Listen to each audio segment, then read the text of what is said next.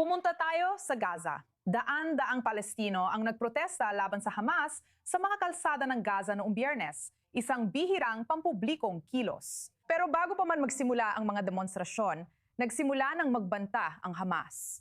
May planong propesta sa 18 lugar sa Gaza Strip sa Hunyo 26, kung saan hinihiling ng mga taga-Gaza na isuko ng Hamas ang armas at kapangyarihan sa pansamantalang autoridad.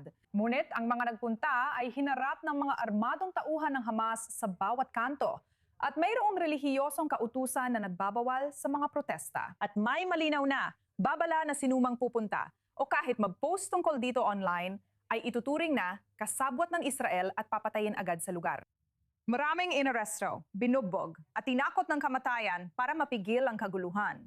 Ayon sa aktivistang taga-Gaza na si Ahmed Fouad Al-Khatib, ang ilan ay inimbestigahan at ikinulong sa loob ng Al-Ali Arab Hospital na kilala rin bilang Baptist Hospital na ginagamit na ngayon ng Hamas bilang base ng kanilang operasyon. Iyan ang parehong ospital na tinamaan ng palyadong rocket ng Palestinian Islamic Jihad sa simula ng bigmaan na pumatay ng daan-daan at maling iniuugnay noon ng New York Times sa Israel.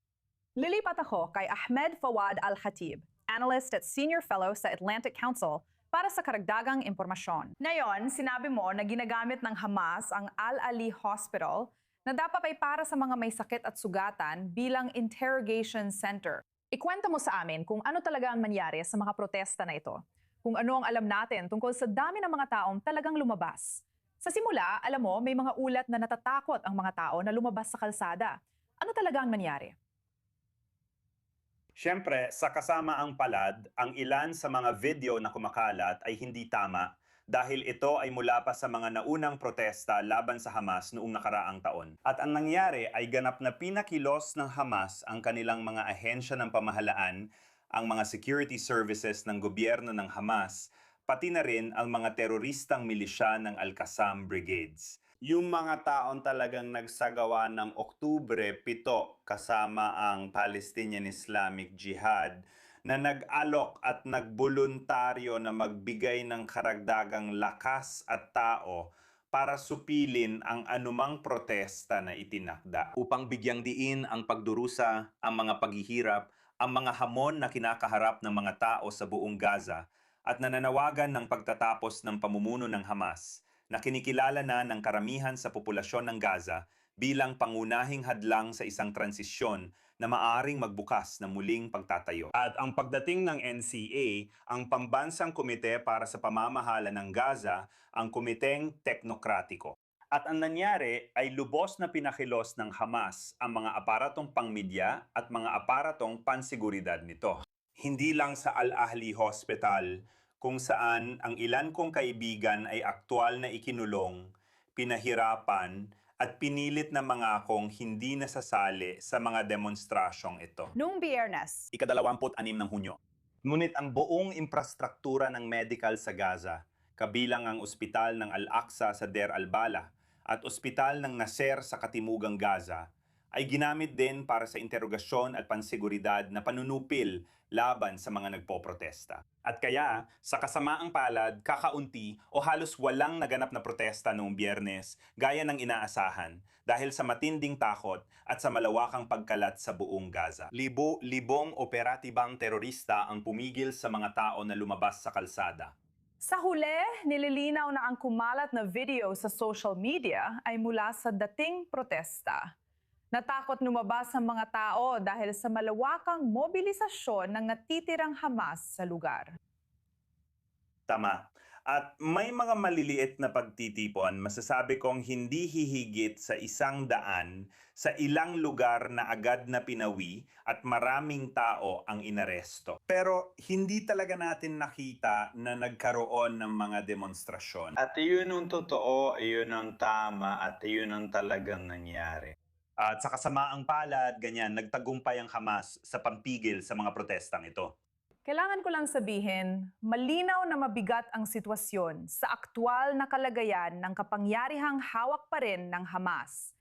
Masasabi mo ba na, alam mo, ang mga planong protesta na ito ay sumasalamin sa mas malawak na populasyon ng Gaza? O ito ay mas maliit na bahagi lamang ng populasyon na hindi masaya sa Hamas? Walang duda, ibig kong sabihin, naninindigan ako sa aking pagsusuri na ang karamihan ng populasyon ng Gaza ay laban sa Hamas sa iba't ibang dahilan. Ang pagiging laban sa Hamas ay hindi ibig sabihin pabor ka sa Israel o hindi ka nababahala sa mga nangyari matapos ang Oktubre 7 at sa tugon ng Israel. Pero sinasabi ko, ito upang tukuyin ang isang pagkakataon. Gayunpaman, malinaw para sa karamihan ng populasyon na ang Hamas ang hadlang sa muling pagtatayo. Ito ang sagabal sa mas magandang buhay at kinabukasan. Ang Hamas ang dahilan kung bakit patuloy na naninirahan ng mga tao sa mga tolda, sa mga miserableng tirahan na may kalat sa paligid, may imburnal, may mga daga at may mga peste. Walang bansang nagbibigay ng donasyon ni ang mga Arabo o Europeo at wala ring nag-i-invest kahit isang sentimo para sa muling pagtatayo. Dahil sa panganib na muling magsimula ng digmaan ng Hamas pagkalipas ng 5 o 10 taon. Lahat ng palatandaan ay nagpapakitang muling pinatatatag ng Hamas ang sarili, sinusubukang buin muli ang lakas nila kahit paunti-unti lang ang hakbang. Sa pagbibigay ng kaunting kontrol dito, kaunting pagsuko ng mga kagamitan ng pamahalaan dito, pero nariyan pa rin ang mga lagusan. Pinananatili ng Hamas ang kanilang mga baril at wala silang balak na isuko ang kontrol sa Gaza. Kaya ang mga protesta talagang masasabi kong kumakatawan sa nangingibabaw na pananaw sa Gaza. Gayunpaman, takot na takot ang mga tao. Ibig ko sabihin, isipin mo ang mga tao sa Hilagang Korea, Russia ni Putin o Belarus ni Lukashenko na sumusubok ipahayag ang pagtutol nila. At ang Biyernes ay isang magandang indikasyon kung gaano ito kadelikado. Ahmed, gusto kitang pasalamatan sa pagsama sa amin gaya ng dati. Nakakatuwang marinig ang mga sinasabi mo, alam mo, mula sa iyong mga source sa mismong lugar. Salamat!